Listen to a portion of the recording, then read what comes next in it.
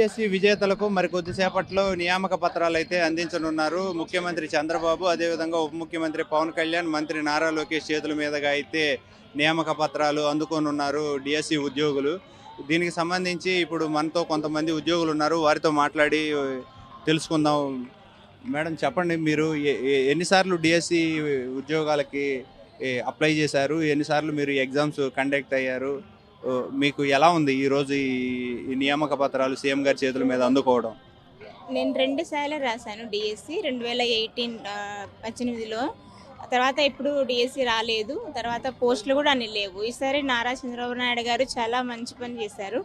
ఎన్ని ఎక్కువ పోస్టులు వదలడం వల్ల మేము ఎంత కష్టపడి ఎంత పిల్లలు ఉన్నా కూడా మేము డిఎస్సి సాధించినందుకు చాలా సంతోషంగా ఉంది. సీఎం గారికి ధన్యవాదాలు.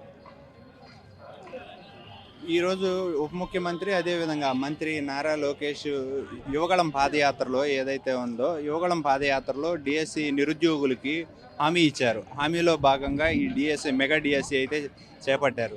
దీన్ని ఈరోజు ఇలాగే మీరు భవిష్యత్తులో ఏం కోరుకుంటారు? ఇట్లాంటి మాలాంటి నిరుద్యోగులకి ఇంకా అట్లా ప్రతి ఏటా డిఎస్సి ఇస్తే మాలాగే అందరూ చాలా సంతోషిస్తారని ఆశిస్తున్నాం. మీరు ఎలా అంటే మీరు కుటుంబం సమేతంగా వచ్చారా? ఎంతమంది మీరు వచ్చారు ఈరోజు ఇక్కడికి?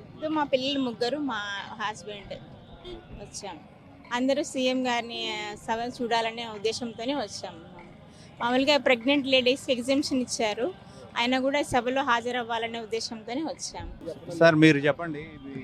సార్ ఏర్పాట్లు అయితే ఇక చాలా చక్కగా ఊహించిన దానికంటే ఎక్కువగా ఉన్నాయి సార్. బాగా చాలా విజయవంతంగా నిర్వహిస్తున్నారు సార్. మేమైతే ఎలా ఉంటుంది అనుకున్నాం, కానీ ఇంత చక్కగా నారా చంద్రబాబు నాయుడు గారు ఆర్గనైజ్ చేస్తూ ఇంత చక్కగా అన్ని జిల్లాల నుంచి అసలు ఊహించండి సార్. ఇది మీకు ప్రత్యేక ఏర్పాట్లు అయితే చేశారు. మీరు రావడానికి ట్రాన్స్పోర్ట్ కానీ, ఉండటానికి వసతి కానీ, లేదు తినడానికి భోజనం కానీ, ఇవన్నీ కూడా ఏర్పాటు చేశారు. ఇవన్నీ ఎలా ఉన్నాయండి? ఎలా ఉన్నాయి? చాలా చక్కగా ఉన్నాయండి. మాకు ఎలాంటి ఇబ్బంది ఎక్కడ జరగలేదు. అందరికీ మేము కడప ప్రొద్దుటూరు నుంచి వస్తాం.